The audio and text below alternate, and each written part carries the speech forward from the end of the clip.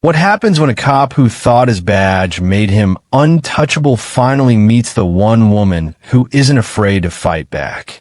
It starts with a parking ticket and ends with a courtroom battle that exposes years of abuse, corruption, and arrogance. This is the story of how power met justice, and how one woman turned a single act of defiance into a movement that changed everything.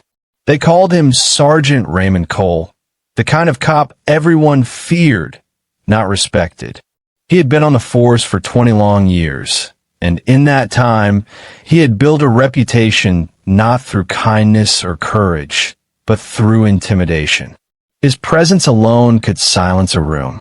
The gleam of his badge, the heavy boots, the sharp click of his belt buckle, everything about him announced authority.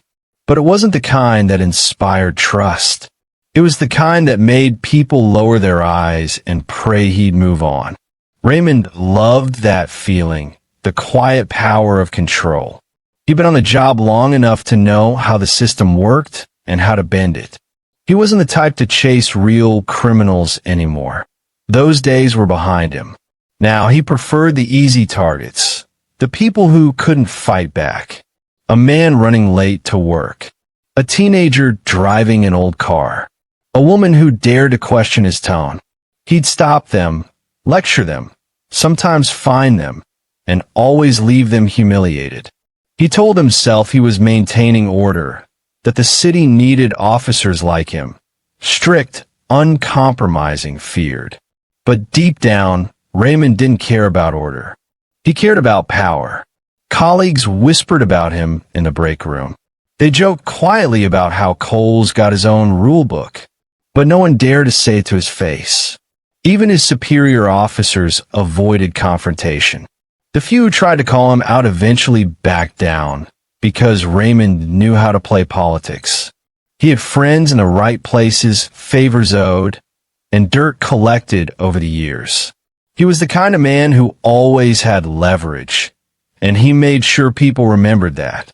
He knew every loophole, every gray area of the law.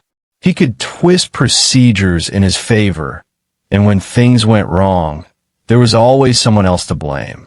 If a complaint came in, it vanished. If a citizen recorded him, somehow the footage never surfaced. The city had seen officers like him before, but none as calculated as Raymond Cole. He wasn't always like this. Once, long ago, he'd been idealistic, fresh out of the academy, full of purpose, ready to protect and serve. But the city had changed him. Or maybe he just let it. The long nights, the politics, the corruption, they wore away whatever good was left in him. Now, when he looked in the mirror, he didn't see a protector. He saw a survivor in a system built on fear. And Raymond was proud of that. To him, the badge wasn't just metal and polish. It was armor, a shield that separated him from the people he was supposed to serve. A symbol that told the world, "You can't touch me." He wore it like a crown, flashing it whenever he needed to remind someone who held the power.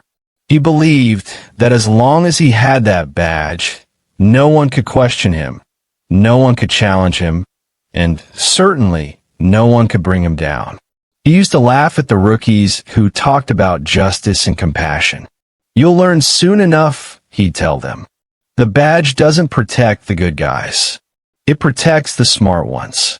And by smart, he meant ruthless. But arrogance has a way of making people careless. Raymond had grown too comfortable, too confident. He'd been untouchable for so long that he'd stopped noticing how people looked at him.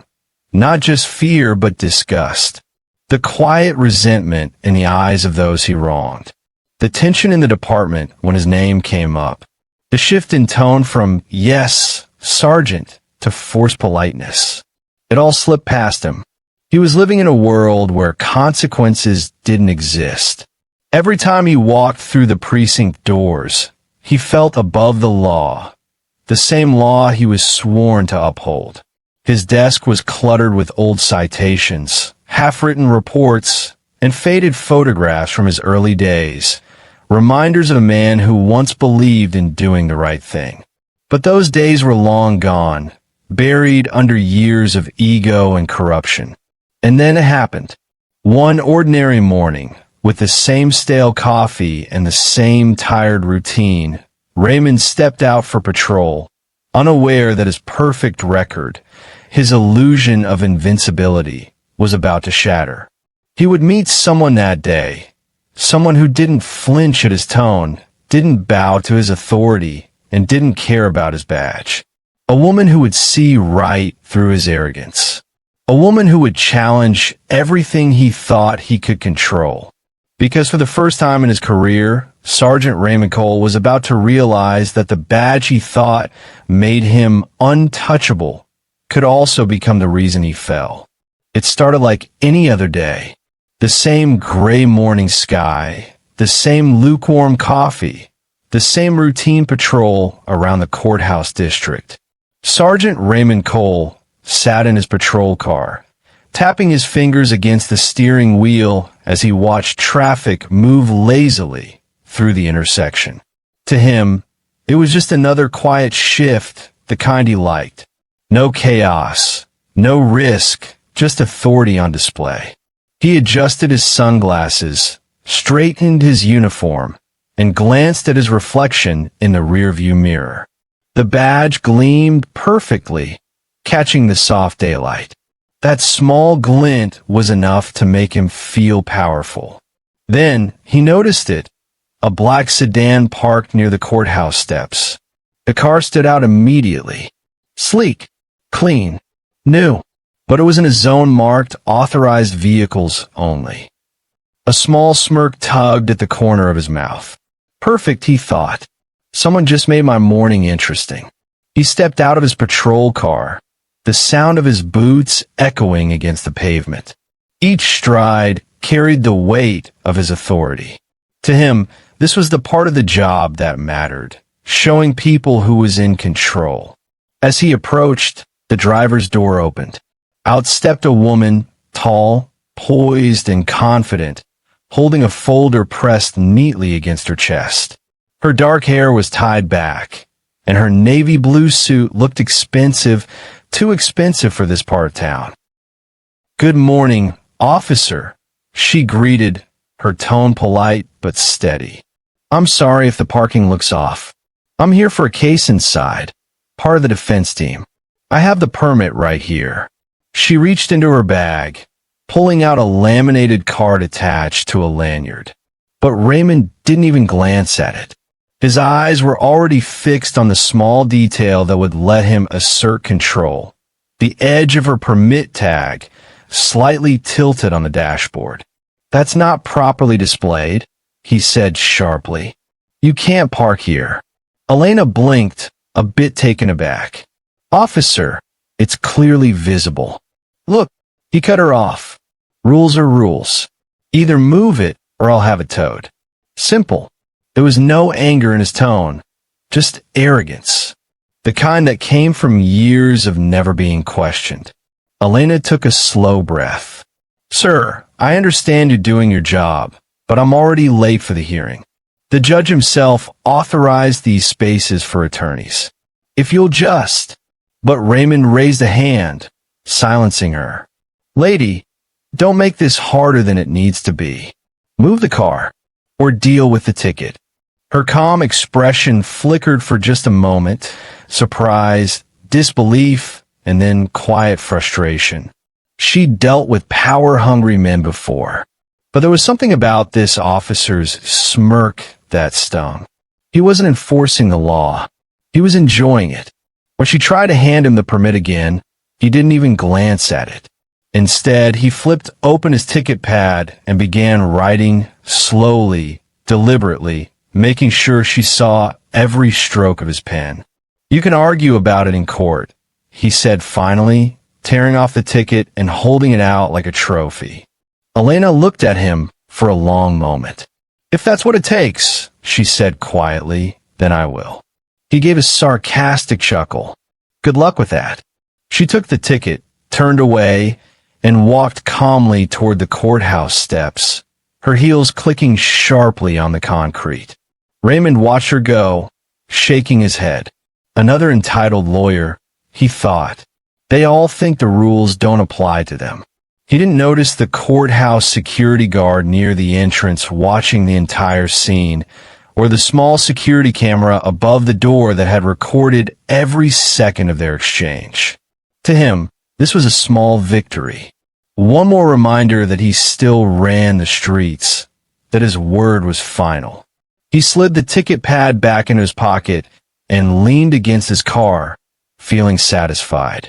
But as Elena disappeared inside the courthouse, his satisfaction lingered only for a moment, before something faintly unsettling crept into his mind. The way she'd looked at him before walking away. Not angry, not scared, but certain. It was the look of someone who wasn't finished. Still, Raymond brushed off the thought and went about his shift, unaware that he had just made a serious mistake. Because the woman he'd mocked wasn't just another lawyer hurrying to court. Elena Vargas was a federal attorney, one known for her precision, integrity, and, above all, her refusal to let injustice slide. And while Raymond went home that night, bragging to a fellow officer about putting another arrogant lawyer in her place, Elena was already preparing something far more powerful than a comeback. She was preparing a case, one that would drag his name into court, expose his record, and force the city to finally confront the man who thought his badge made him untouchable. Raymond didn't know it yet, but his world, the one built on fear, silence, and false power, was about to crumble. All because of one woman, one ticket, and one moment of arrogance that he couldn't take back. A few weeks later, Raymond was at his desk when an envelope landed in front of him, plain, white, and stamped with a courthouse seal. He tore it open, expecting another routine notice or case update. But as his eyes scanned the first line, his jaw tightened. He'd been summoned to court. For a moment, he just stared at the paper, unable to process what he was reading. The citation number matched the one he'd written for that woman, Elena Vargas. The same one who had challenged him, who had dared to question his authority. He let out a small, mocking laugh and tossed the paper on his desk. "She's really taking it that far?" he muttered. "Good luck, lady." But the more he read, the more his amusement faded. The signature at the bottom wasn't from a traffic court clerk. It was from the federal district court. Raymond's hand froze. A federal summons? For a parking ticket? That didn't make sense. When he checked the accompanying documents, his stomach dropped. Elena Vargas wasn't just another lawyer. She was a federal attorney. And not just any attorney. She was actively involved in a series of civil rights cases against the police department.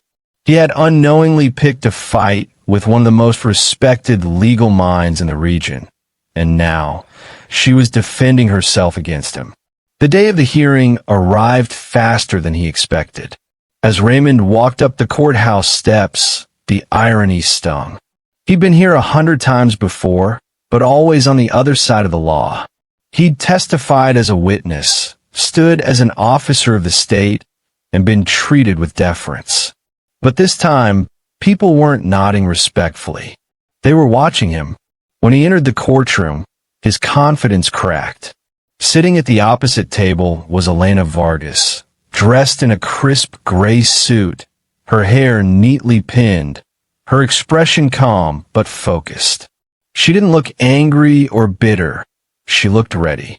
Raymond's lawyer leaned over and whispered, "Stay quiet. Let me handle it."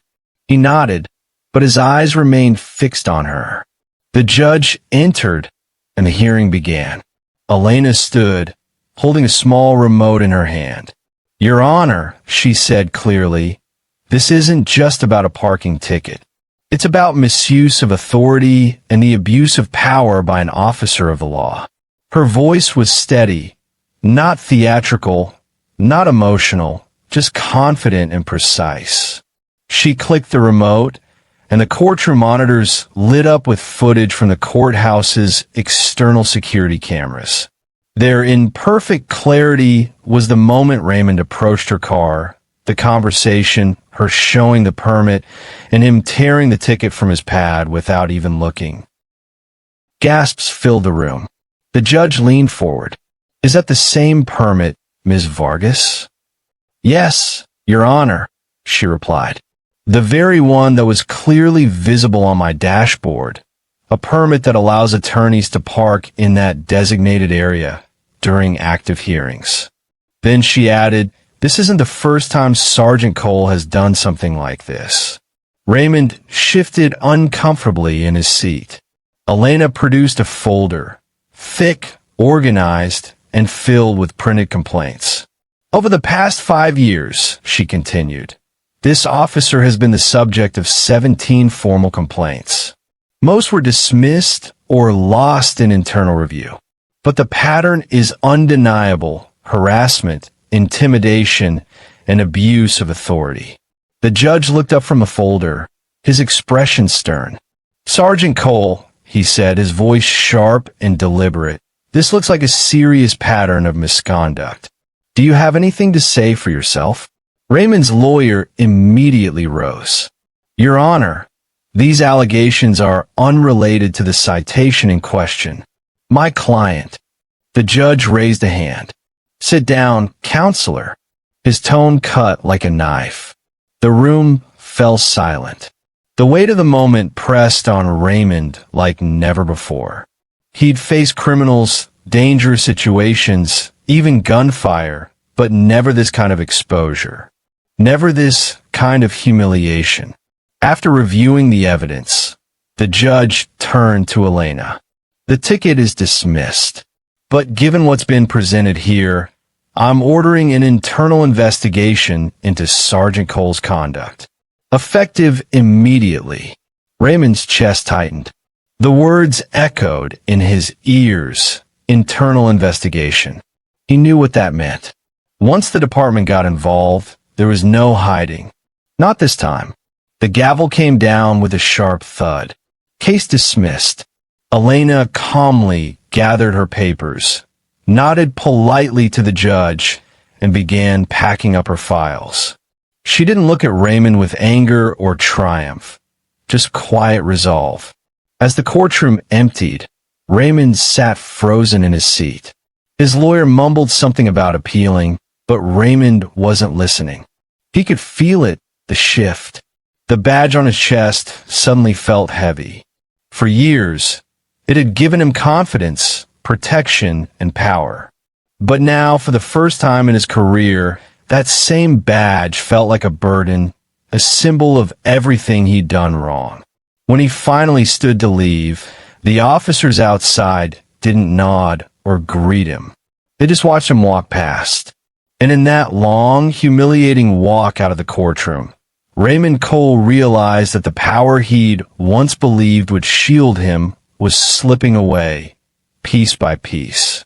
For the first time in 20 years, the man who thought he was untouchable began to feel fear. The investigation opened doors Raymond thought would stay sealed forever. Things he'd buried years ago, files he manipulated, witnesses he silenced, favors he collected, suddenly resurfaced, one after another.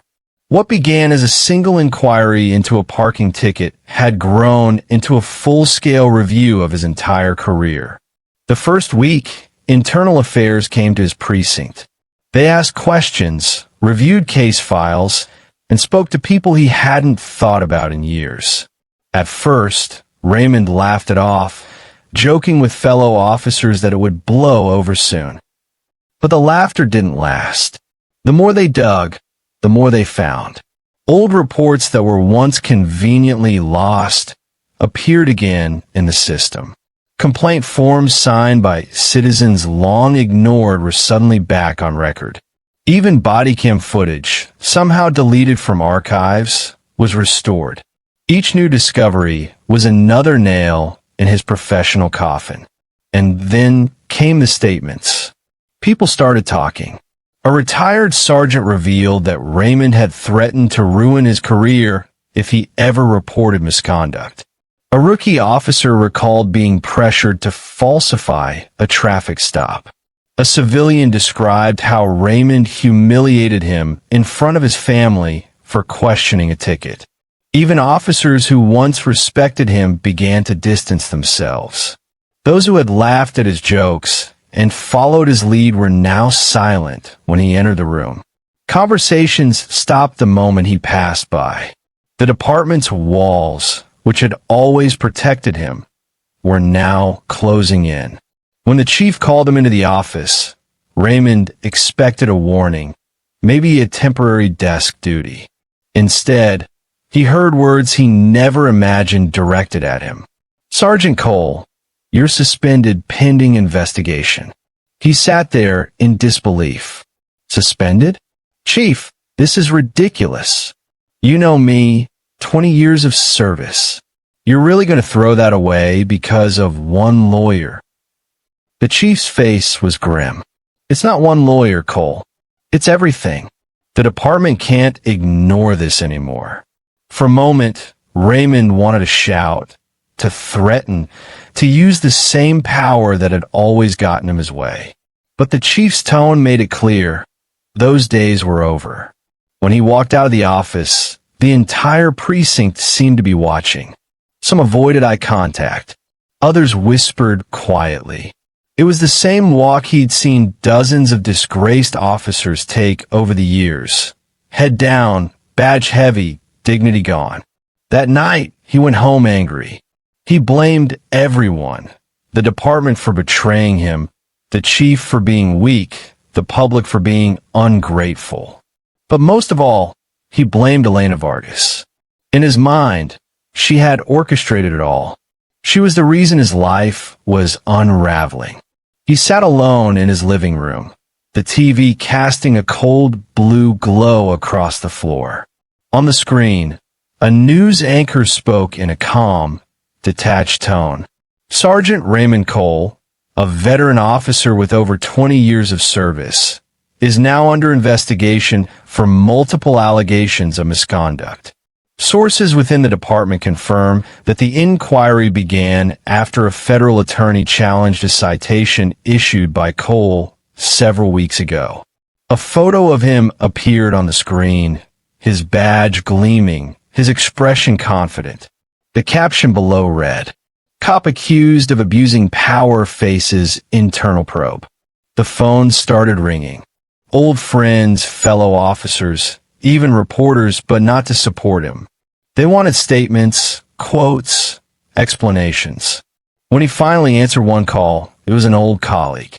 "Ray, man, I'm sorry," the voice said hesitantly. "You know how this looks. Maybe it's best if you lay low for a while." He hung up without replying. Within days, the neighborhood changed too. The same neighbors who used to greet him now looked away. Parents pulled their kids closer when he passed. The woman across the street, who once brought him pies during holidays, suddenly stopped waving. The silence was suffocating. His phone, once buzzing with messages and jokes from the station, now stayed quiet. Friends stopped calling. Partners avoided him.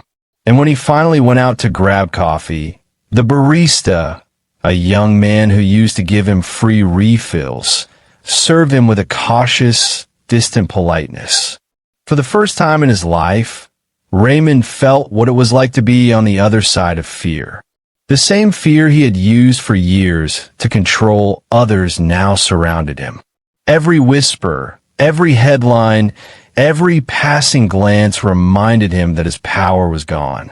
At home, he sat at his dining table, staring at the badge resting on the wood. It used to represent pride, authority, control. Now it felt like a curse. He picked it up slowly, running his thumb over the engraved number. The metal felt cold, lifeless, untouchable. He muttered bitterly to himself. "That's what I thought." But now, there was no one left to intimidate, no system left to hide behind, no allies to defend him. Raymond Cole, the man who believed his badge made him invincible, was finally realizing what it meant to be truly powerless. And for the first time in 20 years, the silence of his own guilt was louder than any siren he had ever heard. Months later, Raymond Cole lived in a small, dimly lit apartment on the edge of town, a far cry from the tidy suburban home he once owned. The place smelled faintly of old coffee and rain-soaked concrete. The furniture was secondhand, the wallpaper peeling at the edges, and the single light bulb in the kitchen flickered like it was tired too. He didn't have much left. A few boxes of clothes, a couple of old case files he couldn't bring himself to throw away, and his badge, resting on the table like a ghost of his past. The mornings came quietly, without the sound of police radios or sirens. There was no knock on the door from officers waiting to start patrol, no calls from dispatch. The uniform that once gave him purpose now hung untouched in the closet, gathering dust. When the department finally let him go, the letter had been short and cold. Termination of employment following findings of misconduct. He read it over and over, hoping it would somehow sound less final the 10th time, but it never did. To make ends meet, he found work as a night security guard at an old warehouse near the industrial district. The irony wasn't lost on him. The man who once commanded a city beat now spent his nights watching over empty buildings. Every shift was the same: long, silent hours, a flashlight in one hand, and too much time to think. Sometimes, when a police cruiser passed on the nearby road, the blue and red lights flickered briefly through the windows. Instinctively, his heart would jump, part fear, part nostalgia, and then he'd turn away, ashamed. He didn't belong in that world anymore. The city had moved on, but the echoes of his name still lingered, not in respect, but in whispers. People remembered him not as the officer who kept the streets safe, but as the man who let power consume him. Meanwhile, far from that small apartment, Elena Vargas had become a symbol of something larger. Her courtroom victory against Raymond wasn't just another legal win. It was the beginning of change. She launched a legal aid fund to support victims of authority abuse, citizens who had been silenced, bullied, or wronged by those meant to protect them. Her initiative gained traction quickly. Donors, activists, and even former officers who believed in reform rallied behind her. Television interviews, news articles, and social media all echoed her message. Accountability is not anti-police, it's pro-justice. And though Elena rarely mentioned Raymond's name publicly, everyone knew who the case had started with. To the world, he had become a cautionary tale, a reminder of what happens when a badge is used as a weapon instead of a duty. One rainy evening, Raymond sat on his worn-out couch, the sound of thunder rolling through the distance. The flickering TV illuminated the room, and there she was, Elena, on a national news channel. Her tone was calm, thoughtful, and filled with conviction. She spoke about change, about rebuilding trust between law enforcement and citizens. Behind her, the banner read, "From one case to a movement." For a long while, Raymond just stared. He didn't feel anger anymore, not even bitterness, just a deep, heavy understanding, the kind that comes when a man finally faces himself. He reached over and turned off the TV. The room went dark except for the faint streetlight seeping through the curtains. On the table in front of him lay his badge, dull, scratched, and lifeless. Once it had been his pride. Now it was just a reminder of what he'd lost. He picked it up slowly, turning it over in his hand. The engraved number was still there, though the edges had worn down. He traced it with his thumb and whispered quietly, "I thought this made me someone, but it only made me blind." His voice broke on the last word. Outside, the rain hit the windows harder, echoing through the stillness of the apartment. He leaned back in his chair, eyes closed, and let out a breath that felt years overdue. For the first time in his life, Raymond wasn't angry. He was awake. He saw, with painful clarity, what he had become and what he could have been. He remembered the young man who had joined the academy full of hope, the rookie who once believed in helping people, not controlling them. Somewhere along the way, that man had disappeared beneath arrogance and pride. Now, sitting alone with nothing but the hum of the rain, he understood something he'd ignored his whole career. Power means nothing without purpose. Real authority wasn't about forcing respect through fear. It was about earning it through integrity. That night, he placed the badge back on the table, not as a symbol of loss, but as a lesson. A quiet acceptance that his story, though tainted, could still mean something. As he watched the rain slide down the glass, Raymond whispered to himself, "Maybe this is what justice looks like." And somewhere deep inside, the man who had once been Sergeant Raymond Cole finally began to let go. Because now, he understood what Elena had known all along. Respect isn't demanded. It's earned through humility, truth, and change. If you found this story inspiring, make sure to like, subscribe, and hit the bell icon so you never miss another powerful video. Thanks for watching.